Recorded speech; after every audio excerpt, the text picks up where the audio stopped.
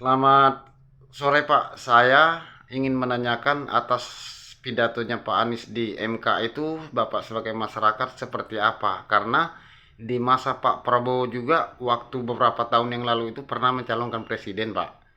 Tapi dia juga mengalami kekalahan. Nah perbedaannya seperti sekarang ini antara Pak Anies dengan Pak Prabowo ini seperti apa menurut Bapak? Silakan. Terima kasih.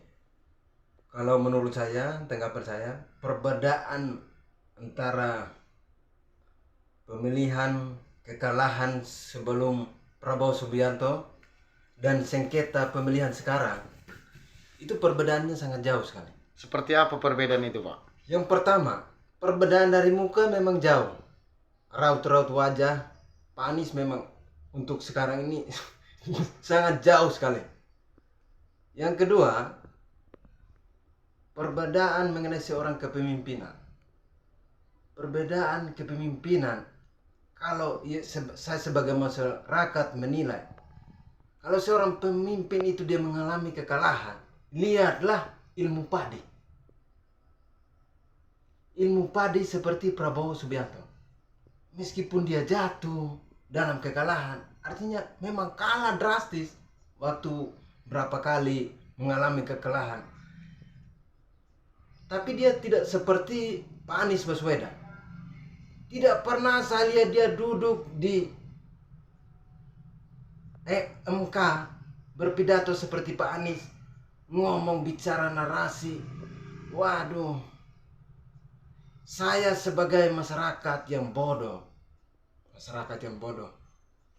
saya menilai sosok Pak Anies seperti ini. Berapa kali pemilu ke depannya juga, kalau dia mau mempertaruhkan untuk calonkan diri menjadi presiden lagi, itu tidak akan bisa. Di situ masyarakat sudah melihat figur yang mana yang lebih baik.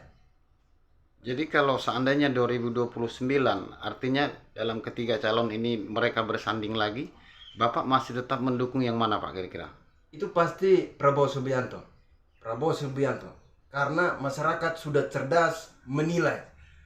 Masyarakat cerdas menilai mana yang pemimpin, mana yang hanya untuk ngomong-ngomong, hanya omong-omong seperti Pak Anies ini. Saya rasa itu siapapun pasti bisa seperti Pak Anies, merangkai kata. Sekarang dia merangkai kata lagi di MK. Itu masyarakat betul-betul membaca bahwa orang-orang ini memang dia seperti anak kecil.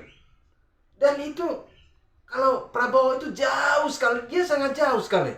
Sangat jauh, sosoknya Prabowo itu sangat jauh. Sebenarnya kalau saya sebagai masyarakat, saya menilai orang-orang ini haus akan kepemimpinan. Pak Anies ini haus sekali, dia haus. Pengennya menang. Jangankan Pak Anies sama Amin menjadi wakil, Pak Anies calon presiden, Pak Imin wakil. Jangan. Pak Anies sama Ganjar aja taruhan lawan Prabowo, pasti kalah. Pasti kalah. Jauh sekali.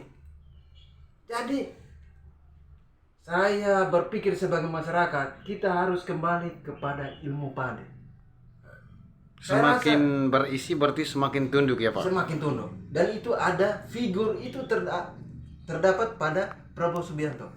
Kalau dari Bapak, kira-kira apa kelebihannya Pak Prabowo ini? Kan orangnya pintar juga, Pak Anies juga pintar, Pak Ganjar juga, artinya mereka sama pintar.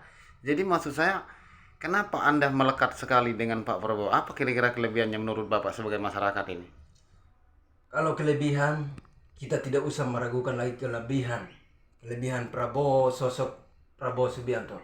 Dari sejak muda, dia mempertaruhkan nyawanya untuk negara ini. Jadi, kalau sosok Prabowo Subianto melekat sekali pada masyarakat, melekat sekali.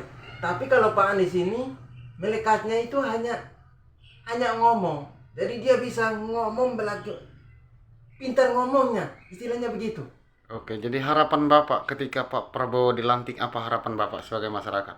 Harapan saya semoga Bapak Prabowo mendengar, atau timnya lah mendengar saya sebagai masyarakat. Kalau bisa undang saya hadir dalam pelantikan itu. Karena saya pengen sekali bertemu dengan Prabowo Subianto. Oke, terima kasih Pak ya. Semoga video ini bisa ditonton oleh para tim Prabowo. Siapa tahu jikalau memang Tuhan berkenan, maka Bapak akan dipanggil untuk menyaksikan pelantikan Prabowo sebagai Presiden Republik Indonesia 2024-2029. Salam dari channel YouTube TV Cendana.